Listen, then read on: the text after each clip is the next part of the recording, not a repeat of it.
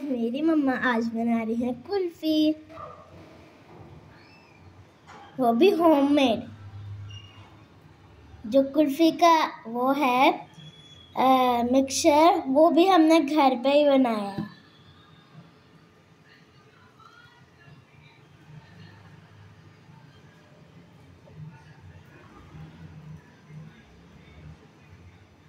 और ऊपर से वो स्टार भी हैं।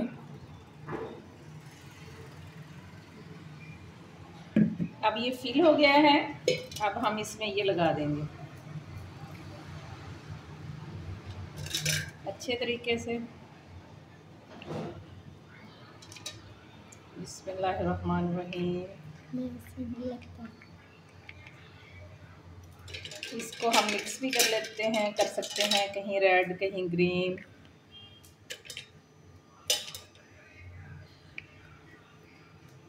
ऐसे ऐसे होना चाहिए, इधर जाना चाहिए ग्रीन और इधर आना चाहिए रेड।